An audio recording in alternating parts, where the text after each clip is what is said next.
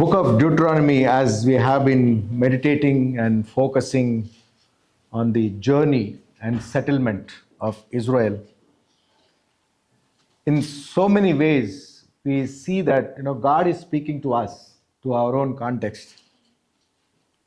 These events occurred several hundred years ago. 1000 సంవత్సరాల క్రితము జరిగినటువంటి సంఘటనలు. అవి ఇప్పుడు చదువుతూ ఉంటే మన పరిస్థితులు కూడా అదే విధంగా ఉన్నాయి అని అనిపిస్తుంది. మనం ఊహించుకోవచ్చు, మోషే మనకు ముందుగా ఉండి ఈ విషయాలను బోధిస్తూ ఉన్నాడు. మనమందరం కూడా పరమ యెరూషలేమునకు వెళ్ళడానికి సిద్ధపడుతూ ఉన్నటువంటి నేపథ్యం ఇది కదా. Are you all preparing to go to heaven? Yes, right? Yes ఆ నోనా? మన ఇండియన్స్ కొంచెం కన్ఫ్యూజన్ కదా, ఎస్ అనేది ఇట్లా అంటురా, నో అంటురా అర్థం కాదు. అమెరికన్స్కే అర్థం కాదు, మనం కష్టం అనిపిస్తుంది.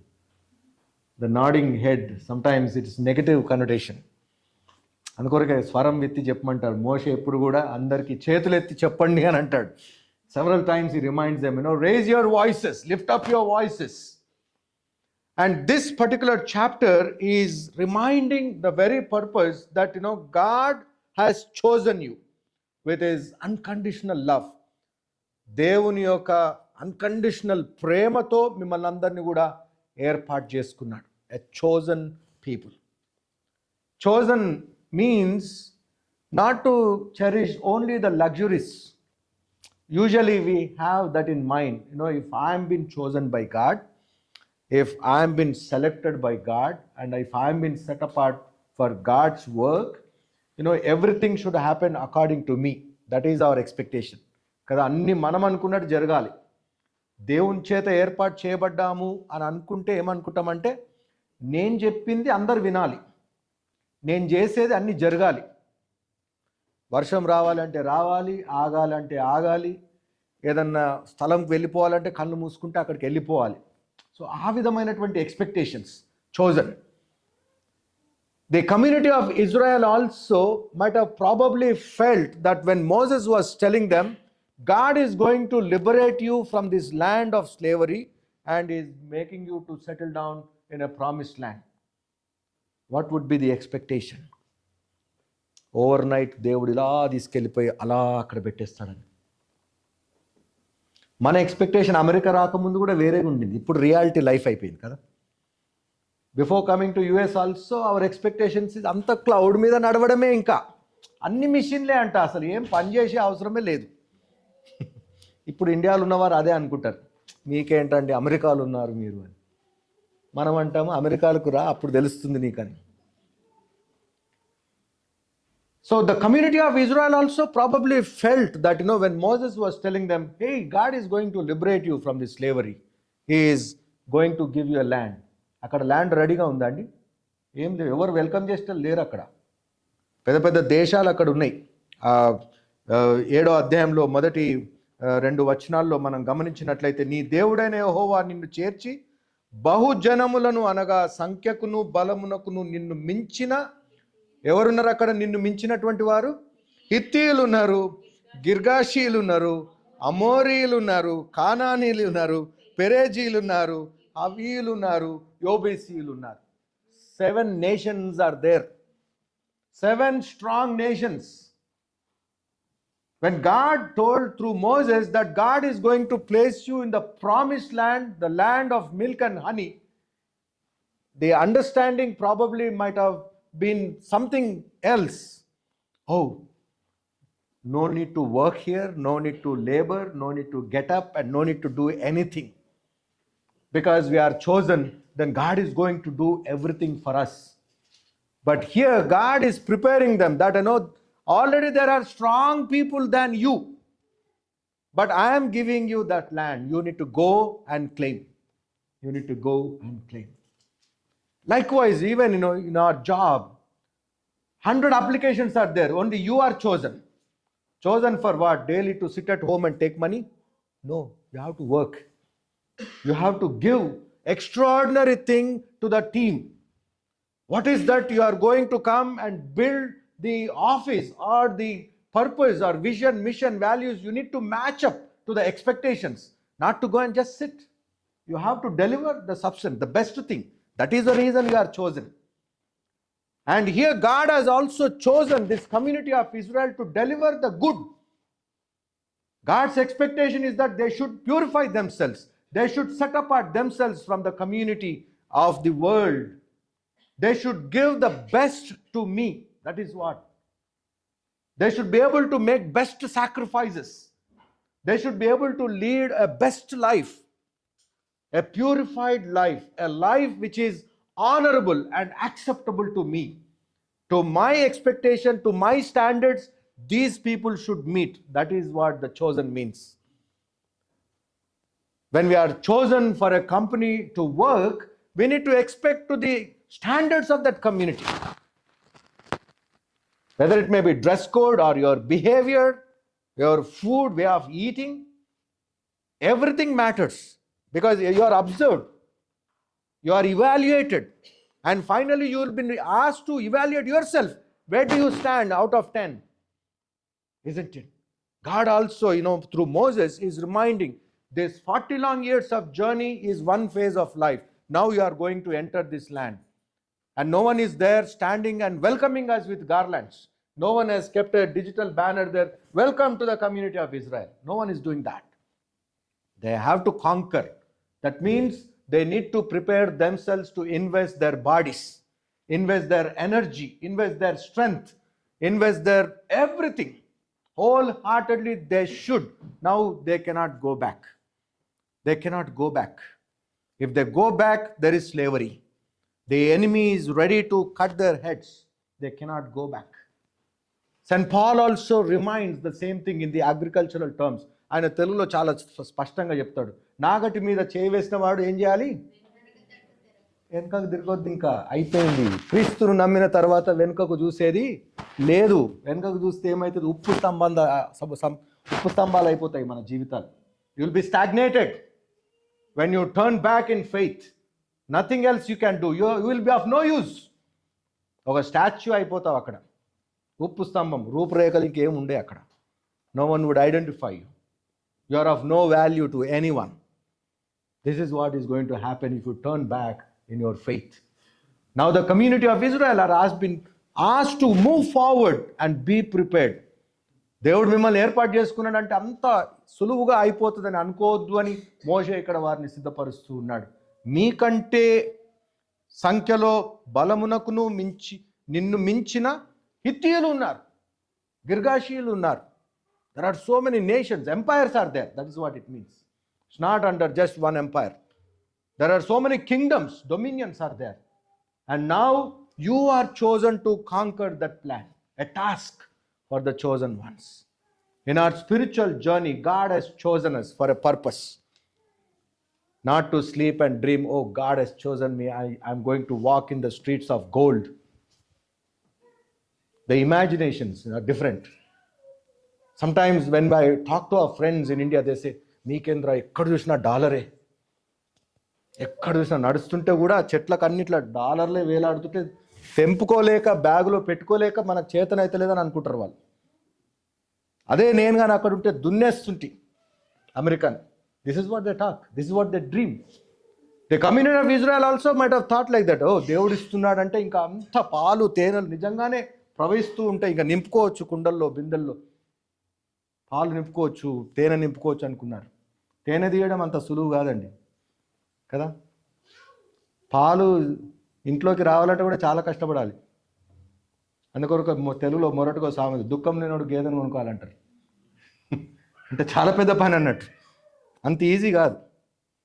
The land which is flowing with milk and honey, God's presence is there, no doubt about that. But God is giving them a challenge. He has chosen them to a challenge to enter this land. For that they need to work. They need to invest their time. Wholeheartedly they have to work as a community. As families, they need to invest their time. For us, now God has made a way for us through Jesus. The eternity is there. You need to walk there. What is your preparation? How much time can you invest? There are so many challenges in the spiritual realms. We have been prone for temptations. Temptation లేని వాళ్ళు ఎవరు లేరండి. Many ways, we are tempted. So many challenges to our spiritual journey. దేవునితో కలిసి ఉందాము అంటే ఎన్నో కష్టాలు అప్పుడే మొదలైతే ఎక్కువైతాయి. Intensified problems will come on our way when we choose to walk in the way of Christ. The challenge may be through our children, challenge may be through our spouse, challenge may be at the place of work, challenge may be your visa, challenge may be anything. It may come from your relatives, friends, office colleagues, anywhere. Challenge may come because Satan can use anyone. We are all insiders of Satan sometimes. We always obey Satan, please Satan, many ways. But here the community of people are being reminded, you are chosen. Remember that, you are chosen. Why? It is not that you are meritorious. It is not that you are great. That is what he says in verse 6. నీవు నీ దేవుడైన యెహోవాకు ప్రతిష్ఠిత జనము. నీ దేవుడైన యెహోవా భూమి మీద నున్న సమస్త జనముల కంటే నిన్ను ఎక్కువగా ఎంచుతూ ఉన్నాడు. Is expecting something great in you. మిమ్మల్ని చాలా గొప్పగా భావిస్తూ ఉన్నాడు. మీరు చాలా ఉత్తములు అని దేవుడు అనుకుంటూ ఉన్నాడు.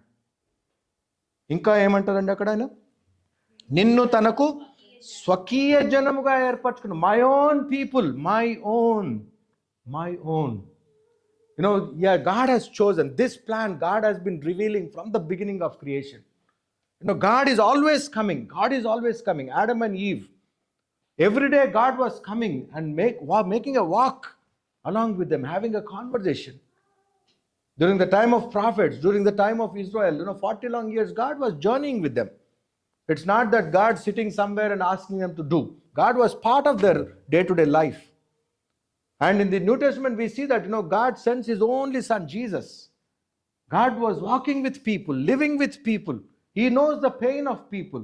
He knows the challenges of everyone. What we go through in our life, he knows. Because he lives within us. ఆయన మనలో సర్వ సత్య సంపూర్ణుడిగా నివాసం ఉంటూ ఉన్నాడు. ఆయన మనలో కృపాసత్య సంపూర్ణుడిగా ఉన్నాడు. మనలో నివాసం ఉంటూ మనల్ని నడిపించుచూ ఉన్నటువంటి దేవుడు. That is what in John 3:16, he reminds, God so loved the world. దేవుడి లోకాన్ని ఎంతో ప్రేమిస్తున్నాడు. Not just love. It's an unconditional love. Before we giving anything, he loved us. Who are we to be chosen by God? Who are we? What are our merits? When we look back into our own self, when we evaluate our own self, can we stand in the presence of God? When we claim that, yes, we are chosen people, what merit do you have? Are we that so beautiful than anyone? Are we strong? What is that qualifies for us that God has chosen us? తన స్వకీయ జనంగా మనల్ని ఏర్పాటు చేసుకున్నాడు. యేసుక్రీస్తు ప్రభువును పంపించి సిలువ మీద ఆయనను బలియాగం చేయించి పాపక్షమాపణ అనే వరం మనకు అనుగ్రహించి నిత్య జీవనకు వారసులుగా ఉండే కృప, తన బిడ్డలుగా తనతో కలిసి సదాకాలం జీవించడానికి ఆయన మనల్ని ఏర్పాటు చేసుకున్నాడు. God has chosen us with his unconditional love. What are we doing for God? What is that we are investing for God? It's not our choice, it is God's choice. In verse 8 he mentions that, అయితే యెహోవా మిమ్మును ప్రేమించువాడు గనుకను తాను మీ తండ్రులకు చేసిన ప్రమాణమును నెరవేర్చువాడు గనుకను యెహోవా బాహుబలం చేత మిమ్మును రప్పించి దాసుల గృహంలో నుండి ఐగుప్తు రాజైన ఫరో చేతిలో నుండి మిమ్మును విడిపించను. He has delivered you from the bondage, from the slavery. And for us, by the coming of Jesus, we are delivered from the bondage of sin. We are delivered from the sin. God has made way for us to seek forgiveness, to reconcile ourselves with our heavenly Father. In Deuteronomy chapter 4, verse 37 also, Moses reminds them that we meditated few weeks ago. ఆయన మీ పితరులను ప్రేమించను గనుక వారి తర్వాత వారి సంతానంను ఏర్పరచుకున్నాడు. God loved our ancestors. That is what it means. God loved our forefathers. God has chosen us. That is the reason he has sent missionaries to India. That is the reason God has sent one of his disciples to travel to India all the way when there was no travel mode. where there was a threat to human existence. If someone sees a stranger, they'll kill. That was the norm of the day. Whether that person is coming for trade or he is coming for a war, people never knew. But still, God loved us. God has chosen us for a purpose. And here we see in Deuteronomy chapter 10, verse 22 also, again Moses reminds them about this. 10:22. నీ పితరులు 70 మంది అయి ఐగుప్తునకు వెళ్ళిరి. ఇప్పుడు నీ దేవుడైన యెహోవా ఆకాశ నక్షత్రముల వలె నిన్ను విస్తరింపజేస్తున్నాడు. ఎంతమంది వెళ్ళారండి? 70 మంది. 70 people traveled down to Egypt. And now లెక్కకు మించినటువంటి వారు. ఈ ప్రామిస్ అబ్రహాంకి చెప్తాడు కదా దేవుడు. God tells Abraham, look at the stars, can you count? లెక్కకు మించినటువంటి వారిని నేను చేస్తాను నీ సంతానం అన్నాడు. ఇక్కడ అది నెరవేరుస్తూ ఉన్నాడు. అబ్రహాం లేడు ఈ మాటలు చెప్పేటప్పుడు. Abraham is not living that time. After several hundred years, Moses was raised as a leader, and through him God is talking to this community. ఎందుకంటే ఈ ఇజ్రాయెలైట్స్ అంతా కూడా ఎడ్యుకేటెడ్ కాదు, మనంత మెమరీ పవర్ వాళ్ళకి లేదు. Short memory. స్లేవరీలో 400 సంవత్సరాలు ఉండిపోయారు. ఏది ఎక్కదు, చెప్పింది చేయడం ఒక్కటే తెలుసు, అందుకే వేరే తెలియదు, మర్చిపోతారు. రిపీటెడ్గా చెప్పాల. చదువుకున్నటువంటి వారు మనం గృహాలు ఇండియాలో కట్టించేటప్పుడు మనమే సూపర్విజన్ తీసుకుంటే పెద్ద టాస్క్ కదా. మనం లేకపోతే వాళ్ళు పనిచేయరు. అక్కడనే ఉండి చెప్పాలి, పదే పదే చెప్పాలి. ద మూమెంట్ వి లీవ్ వాడు ఏం చేస్తాడు, టీ బ్రేక్ అంటాడు, స్మోక్ బ్రేక్ అంటాడు. They don't do the task. Time pass చేసేస్తారు అన్నట్టు. ఈ ఇస్రాయెలైట్స్ కూడా అటువంటి తెగకు చెందినటువంటి వారే. అందుకొరకే మోషే చెప్పిందే చెప్పి పదే పదే జ్ఞాపకం చేస్తూ ఉన్నాడు. ఇప్పుడు కూడా మనకు సండే ఆఫ్టర్ సండే ఎందుకు రిపీట్ చేస్తున్నారంటే మనం కూడా ఇట్లా స్లేవరీ మెంటాలిటీలో ఉన్నాం. ఈ లోకానికి దాసులుగా ఉన్నాం మనం. ఈ లోకం యొక్క ఇన్ఫ్లుయెన్స్తో మనం జీవిస్తున్నాం. కాబట్టి దేవుడు వాక్యం ద్వారా ఆదివారం పెట్టి పదే పదే ప్రపంచమంతా సెలవు, మీరు వచ్చి వినాలి అని సెలవే ఇచ్చాడు. ఇంకా డ్యూటీలకు లీవ్ పెట్టుకొని జడ్జిపోవాలంటే అది అయ్యే పని కాదు, ఎవరు వచ్చేవాళ్ళు కాదు. సెలవు ఉంటేనే రావడానికి కష్టం. ఇట్స్ మై హాలిడే, ఇది దేవుని దినము, ఇది విశ్రాంతి దినం అని మర్చిపోతూ ఉంటారు కొందరు. It is God's day. God has ordained this day. He has given worldwide holiday. He facilitated for us to come into His presence and hear the word. What are we doing? He is reminding us constantly. Community of Israel were reminded. ఈ అధ్యాయంలో ఉన్నటువంటి సంఘటనలన్నీ కూడా ఒక 3-4 సంవత్సరాలు జరిగినటువంటి సంఘటనలు ఇవి. ఇది ప్రతిరోజు కూడా మోషే వారికి జ్ఞాపకం చేస్తూ ఉన్నాడు. ఒక్కరోజే కూర్చోబెట్టి ఈ అధ్యాయం అంతా చెప్పలే. On several occasions, he was calling people, purify yourself, come, stand in the presence of the Lord. Today, I want to talk about God. Today, I want to remind about what God has done to our forefathers' life. Today, I would like to remind you how God has fulfilled His plan and covenant. And today, what is God expecting you to do in the coming years? It's a powerful reminder to the community of Israel. Again, when people of Israel were in captivity also, there the word of the Lord goes and reminds them about the plan of God. Yeshaya Grandam, Isaiah chapter 43, verse 4. Yeshaya Grandamu 43వ అధ్యాయము 4వ వచనం. నీవు నా దృష్టికి ప్రియుడవైనందున గరుడవైతివి. Yes, నీవు నా దృష్టికి ప్రియుడవైనందున నీవు గనుడవైతివి. Because God loves us and adores us so much. He is adoring us. ఎన్ని తప్పులు చేసినా కూడా దేవుడు ప్రేమిస్తూనే ఉన్నాడు. He is respecting us. What a privilege it is. God is reminding through prophet Isaiah saying that, you are very beloved to me. ప్రియుడు అని ఎవరినంటామండి? మన స్పౌజ్ని అంటాం కదా. Or my beloved.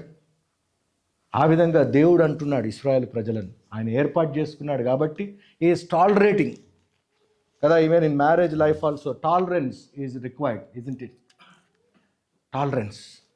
కొందరి భార్య భర్తలను చూస్తుంటే ఆ భార్యను కానీ భర్త కానీ వారు చేసే క్రియలు ప్రపంచానికి ఎవరికి నచ్చవు. ప్రపంచం కూడా అంటది, వాడు భార్యకు దాసుడు అయిపోయాడు అంటారు. They come to that conclusion. కానీ భర్త ఏం చేస్తాడంటే, because he loves her, he doesn't here to all this. మీరు ఎవరెన్నా చెప్పండి బై, నా వైఫ్ అంటాడు.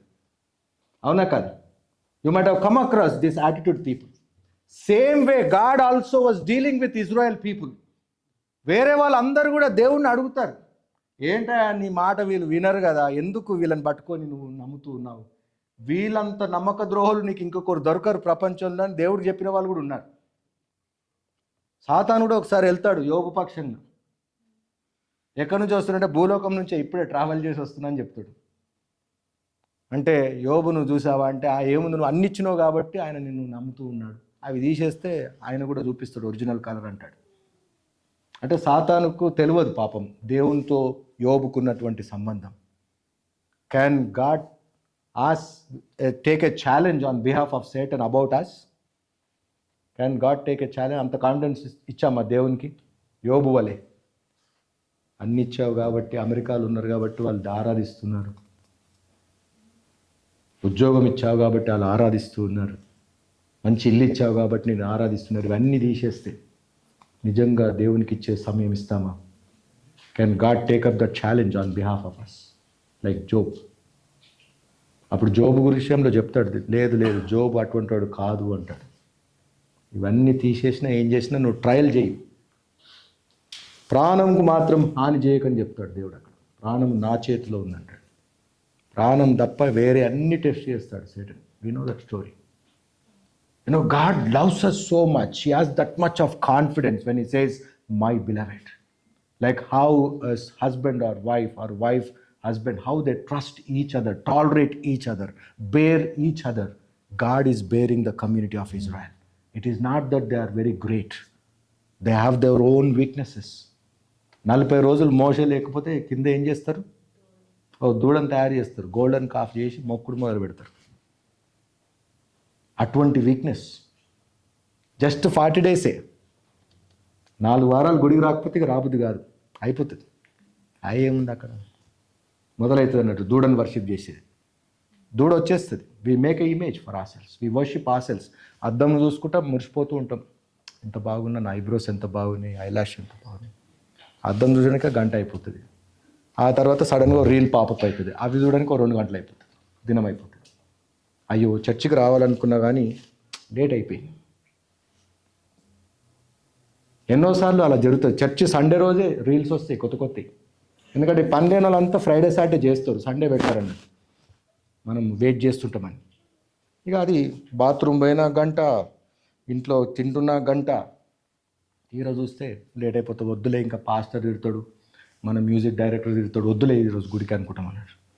లేట్ వస్తే రావద్దన్నారు కదా, ఇక బొమ్మలే, అదొక సాక అన్నట్టు. మళ్ళా the community of Israel also had so many weaknesses. We're not great people, but still God he's chosen us. He wants to make a difference through you in the community. Remember that. God has brought us to the city of Phoenix for a purpose, with a purpose.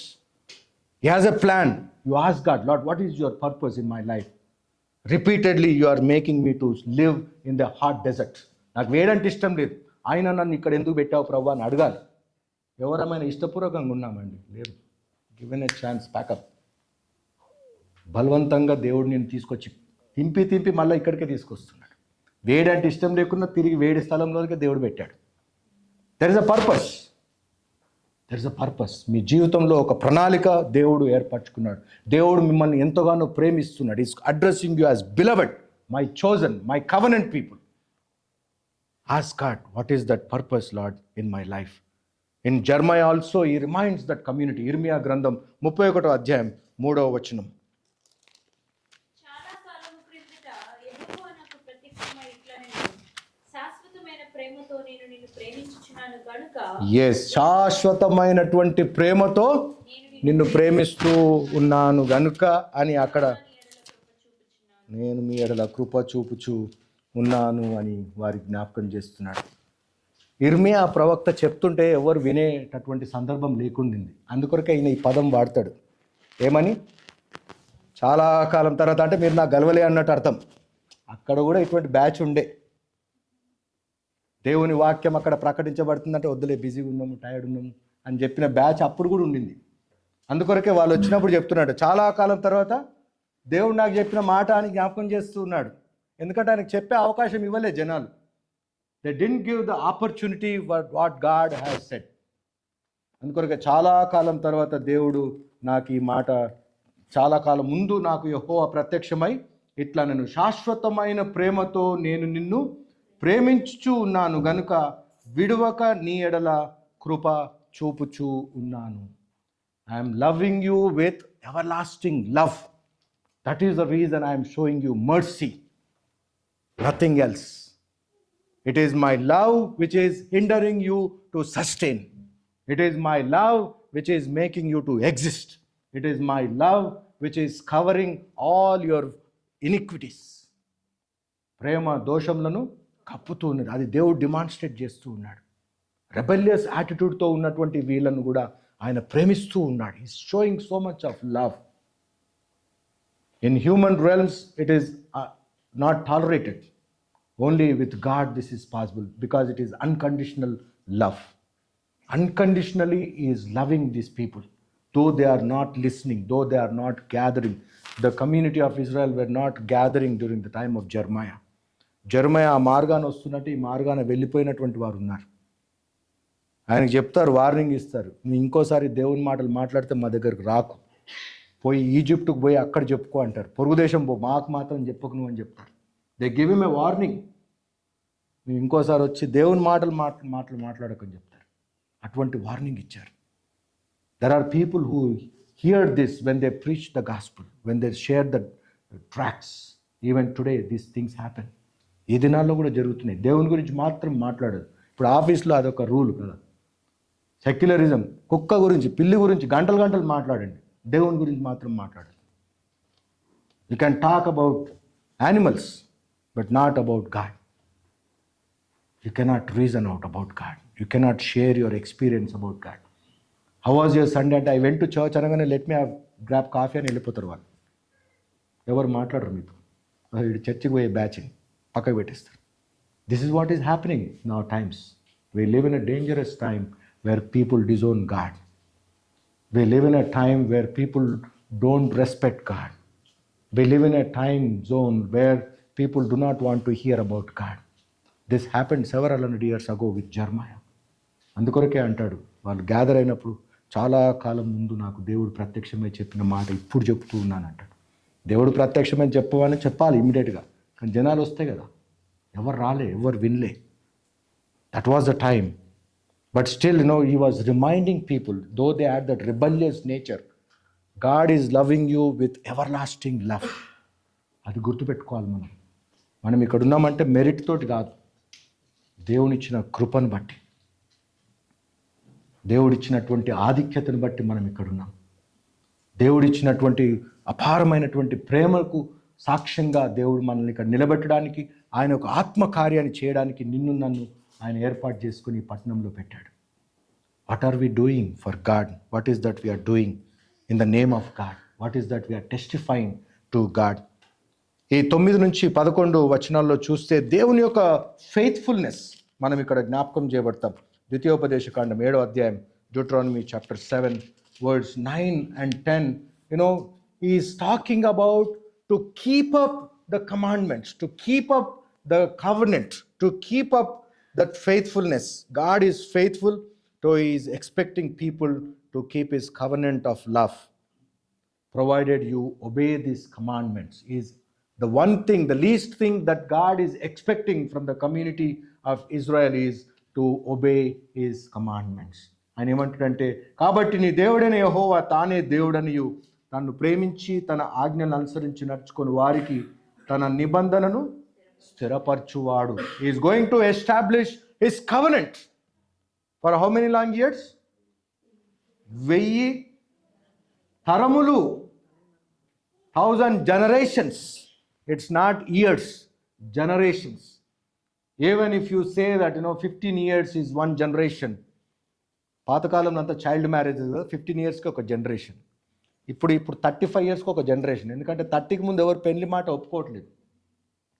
అప్పుడే పెళ్ళా, అప్పుడే పిల్లలా? లేదు 35 కావాలా. 35కి ఒక generation ఇప్పుడు, కానీ అప్పుడు 15 yearsకే ఒక generation.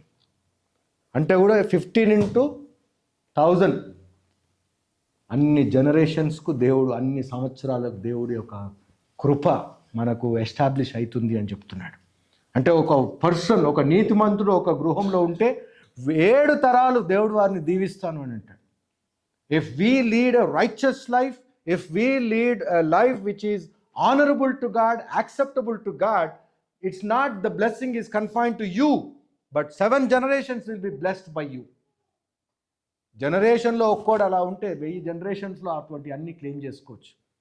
Today we're blessed means it is not our prayer, it is not our righteousness. Maybe our mom has shed tears, maybe our dad has shed tears, maybe served God unconditionally.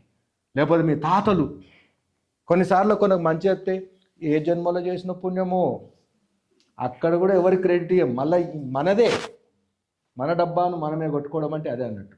అంటే ఆ జన్మలో కూడా నేను మంచోడుగా ఉంటుంది కాబట్టి ఇప్పుడు కూడా నాకు అంత మంచి జరుగుతుంది అని చెప్పుకుంటాం. Selfish motive. It is the merit of our forefathers. It is the merit that they have entered into the covenant of God. Likewise the community of Israel also. It is the merit of Abraham that these generations are blessed, and now God is blessing them. Nehemiah also reminds the community of Israel when they were coming back from the Persian Empire to their homeland. He's reminding about that, how merciful God is. Nehemiah Grandam, Modati Adhyayam, 5వ వచనం. Someone read that. Nehemiah chapter 1, verse 5.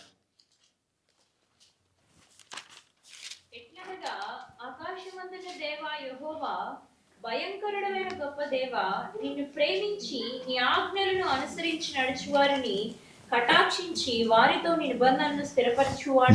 చాలు. ఇక్కడ ఏమంటే నిన్ను ప్రేమించి నీ ఆజ్ఞలను అనుసరించి నడుచువారికి నీ కటాక్షం ఉంటుంది. When we love God, when we respect God, when we obey His commandments, He is going to show His mercy. We will not be ruined. The situation where Nehemiah was reminding, though we are uprooted several hundred years ago, but we did not, perish. మనం నశించిపోలేదు. దేవుడు మనల్ని కాపాడుతూ వచ్చాడు. మన కుటుంబాలను, మనల్ని, మన వంశాలను ఆయన కాపాడి అభివృద్ధి చేస్తూ వచ్చాడు. Even in slavery, God did not abandon us. Even though we were away from God, God's temple and God's land, though we did not hear the word, though we did not celebrate any festivals, though we did not purify ourselves in the presence of God, but still God has preserved our families. That is what Nehemiah was reminding to the community in this prayer. The preservation, generation after generation, God is preserving us, protecting us. He is blessing our lineage. For that, we need to always observe the law. దేవుని యొక్క కట్టడలను, ఆజ్ఞలను మనము వినాలి. 11th వర్డ్స్లో అంటాడు, కాబట్టి నేడు నీకు ఆజ్ఞాపించు ధర్మము ఏదనగా. ధర్మము ఏదనగా అనగా విధులను కట్టడలను మీరు అనుసరించి నడుచుకోవాలి. This is what God is expecting. You live according to my word. That is what it means. Do we do the things according to the word of God, or do we do the things according to our own understanding? What is that? How is that we are serving God? Here the community of Israel are been instructed. ఈ 12వ వచనం నుంచి 26వ వచనం వరకు చాలా instructions ఉంటాయి. మీరు when you go into this land, first thing is get rid of all the idols. Get rid of your enemies. Do not compromise with them, with their value system. Do not show mercy to them. That is what God is using those words here. 16వ వచనంలో అంటాడు, మరియు నీ దేవుడైన యెహోవా నీకు అప్పగించుచున్న సమస్త ప్రజలను నీవు బొత్తిగా నాశనం చేయి. Get rid of these people. Get rid of these people because they are disobedient people. They are godless people. Get rid of them. Don't show నీవు వారిని కటాక్షింపకూడదు, వారి దేవతలను పూజింపకూడదు, ఏలనగా అది నీకు ఉరియగును. Do not compromise with the worldly things. One small thing if you compromise today, that is going to hang you in future. అదే నీకు ఉరితాడుగా అవుతుంది. ఒక చిన్న తప్పు తర్వాత ఇంకో తప్పు, ఇంకో తప్పు తర్వాత ఇంకో తప్పు. ఏం కాదు. సేటన్ అన్నీ కూడా హ్యుమానిటీ తీసుకొస్తుంది మనకు. తప్పు చేసేటప్పుడు జస్టిఫికేషన్ వస్తుంది మనసులో. అందరు చేస్తున్నారు కదా, నేనేదో చిన్నగా చేశాను మొదలవుతుంది అక్కడ. I'm not doing like that. I'm not like that community. I'm not like that reason people. I'm not like those nations. I'm doing a very small thing which is ignorable. Why God is insisting like that? We say that, we try to negotiate with God when we do certain mistake. Instead of confessing our sins, we try to justify our sins. మనకున్నటువంటి వీక్నెసెస్ను దేవుని యొద్దకు వెళ్ళి, ప్రభా నాకు ఈ బలహీనత ఉన్నదని చెప్పాలి. You need to confess. If instead of confessing we try to justify. ప్రభా నేను వారికంటే నేను నీ సేవ ఎక్కువ చేస్తున్నా కదా, నేను రెగ్యులర్గా చర్చిలో ఉంటున్నాను కదా, రెగ్యులర్గా కానుకలు ఇస్తున్నాను కదా, నేను ఎంతో సెటప్లో అన్ని హెల్ప్ చేస్తున్నాను కదా, ఈ చిన్న తప్పు చేసినంత మాత్రాన్ని నన్ను శిక్షిస్తావా అని అనడానికి లేదు. దేవుడు నిన్ను ఏర్పరచుకున్నాడు. నువ్వు ఇది you need to fix that weakness means you fix that weakness. That's it. Don't compromise with that. When God is choosing you and entrusting you and delegating you with certain responsibility, you need to fix everything that is around you. Fix it. No compromise. Don't show humanity to the evil one. That is what it means. Don't compromise with the worldly values. We are small in number, but still we are called light of the world. We are the salt of the earth. We are small, but we are here to make a difference. The community of Israel were small in number, and God has chosen them, and He is leading them for a particular plan and purpose. So let us not do the things in our way. Let us do the things in according to God's plan. మనం చేసే సేవ కానీ, మనం చేసే పరిచర్య కానీ, మనం చేసే ఆలోచనలు కానీ, మనం చేసే పనులు కానీ, మనం చేసే క్రియలు కానీ అవి దేవునికి అంగీకృతంగా ఉన్నాయా లేదా అని ప్రశ్నించాలి. We need to ask, Lord, I want to do this. Is this honorable to you? Is this acceptable to you? Is this according to your spirit or not? Am I falling in alignment with you or not? Otherwise, we'll be going against the will of God. We may be assuming that we are doing God's work, but that may be grieving the Holy Spirit. We do not know. సాతానుడు ఒక్కోసారి దేవునికి మనతోటే పోటీ పెట్టిస్తాడు. He doesn't use somebody from outside. యేసుప్రభువుకు వెనకాలనే ఉన్న పేతురును పట్టేస్తుంది సాతాను కదా, ఎవరినో ఎక్కడి నుంచో తీసుకురాలే. జూడాల నుంచి ఎప్పుడు కూడా సాతాను మాట్లాడలే, చాలా సైలెంట్గా పనిచేస్తూ ఉంది. జూడాస్ ఎప్పుడు కూడా బయటపడలేదు, ఎప్పుడు కూడా జూడాస్ చూసే సాతాను అనలేదు యేసుప్రభు. పేతురు నా షోల్డరు, ప్రభువా నీ మీదికి ఏది రాకుండా ఫస్ట్ నా మీదికే రావాలి అనేటటువంటి వ్యక్తిని వాడేసింది సాతాను. అప్పుడు యేసుప్రభు పేతురునే అనేస్తాడు, సాతానా నా వెనక్కి వెళ్ళు అంటాడు. We do not know. Sometimes Satan may use us. One need to be very careful. When we are serving God, sometimes Satan may use us to go rebel against God. It's a dangerous thing. That is what we are doubly judged. Because we are called for this royal priesthood, we are answerable to God 2 times. When we are serving God, we are answerable. Doubly we are judged. Not 1 time. 2 times you are going to be judged. When we are participating in His mission and ministry, we need to check ourselves and ask God, Lord, is this thing from you or from something else? Is this honorable to you or not? Is this falling in alignment with you or not? Because you have chosen me, you have set apart. In the Greek New Testament, setting apart is hagios, that is a word which is translated as holiness. Setting apart you is God has called you to live a holy life, means He has separated you from the world. He has set you apart, as how the community of Israel are set apart, chosen. We are chosen generation. We are chosen for this royal priesthood. That is what Hebrew writer reminds. My dear brothers and sisters, you can continue read this book of Deuteronomy chapter 7 in your personal devotions.